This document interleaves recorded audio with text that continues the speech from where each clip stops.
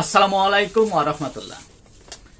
সুধী দর্শক, দেশের প্রধান প্রধান দৈনিক পত্রিকার শিরোনামে স্থান করে নেওয়া আন্তর্জাতিক খবরগুলোর মধ্যে যা যা থাকছে: ফোন কল ফাঁসের জের, সাংবিধানিক আদালত দেশটির প্রধানমন্ত্রীকে সাময়িক বরখাস্ত করেছে।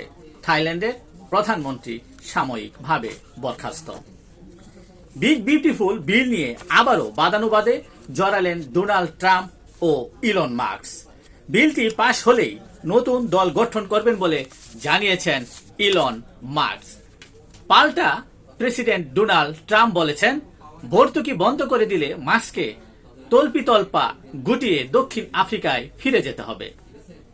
মার্কিন সিনেটে ট্রাইব্রেকিং ভোটে পাশ হলো ট্রাম্পের বিগ বিউটিফুল বিল। কড়া সমালোচনায় ডেমোক্রেটরা। এতে সামাজিক সহযোগিতার ব্যয় কাটছাট করা এবং প্রতি বছর ভর্তুকি বাজেট বাড়বে 650 বিলিয়ন মার্কিন ডলার। গাজায় যুদ্ধ বন্ধ চান ডোনাল্ড ট্রাম্প বলে জানিয়েছে হোয়াইট হাউস। ইসরায়েল ও যুক্তরাষ্ট্র সমর্থিত সংস্থার ত্রাণ কার্যক্রম বন্ধের দাবি।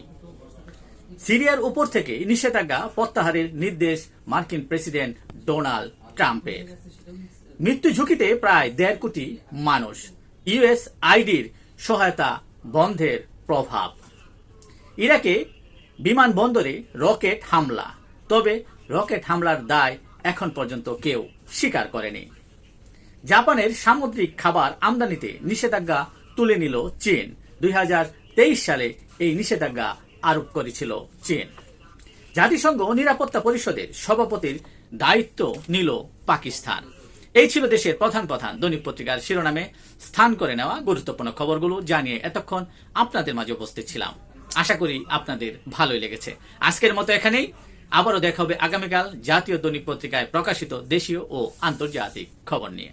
সে পর্যন্ত অবশ্যই ভালো থাকবেন, সুস্থ থাকবেন। আসসালামু আলাইকুম ওয়া রাহমাতুল্লাহ।